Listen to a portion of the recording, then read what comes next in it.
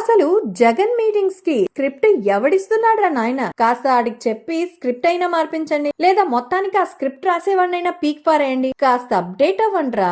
అయినా అదేం దరిద్రరా నాయన, అధికారంలో ఉండగా అదే సోది, ఇప్పుడు 11 వచ్చి పులివెందుల ఎమ్మెల్యేగా కూడా అదే సోది. ఎప్పుడు చూడు రానున్న 30 ఏళ్లు మందే అధికారం, మరో 30 ఏళ్లు నేనే సీఎం, 151 నుంచి 11 ఇచ్చి ప్రజలు చాచి చెంప మీద కొట్టినా కూడా తత్వం బోధపడలేదు. అయినా నీకు సిగ్గనిపించడం లేదా జగన్ రెడ్డి? ఒక్క ఛాన్స్ అన్నావని నీకు అవకాశం ఇస్తే 8 లక్షల కోట్ల ప్రజల సొమ్ముని పంది కొక్కులా మింగేశావు. ఇప్పుడు మళ్ళీ 30 ఏళ్లు అధికారం అడుగుతున్నావు. అయినా ఏ ముఖం పెట్టుకుని మళ్ళీ ఓటేయమంటావు? ఏమని చెప్పి ఇంకా నిన్ను నమ్మమని అంటావు? అసలు నీకు విషయం తెలుసా? భయంతో అసెంబ్లీకి రాకుండా నువ్వు రోడ్డు మీద తిరుగుతున్నావు అన్న ఒక్క కారణం చాలు తెలుసా? స్పీకర్ నిన్ను లాగిదంతే పులివెందుల బై ఎలక్షన్ బరిలో బిక్కు బిక్కుమంటూ బతికిడుస్తావు. అసలు నీ ఇలాఖాలోనే నీకు దిక్కు లేకుండా పోతుందన్న లెక్క కూడా ఒకటి బలంగా వినిపిస్తోంది. మరి ఈ క్రమంలోనే నిత్యం ప్రజల్లో ఉంటూ కూటమి ప్రభుత్వం ఇచ్చిన హామీల్లో ఏవైనా అమలు కావడం లేదేమో, లేక ప్రజలకు ఏవైనా అందడం లేదేమో అంటూ ప్రజల్లో ఉండడం మానేసి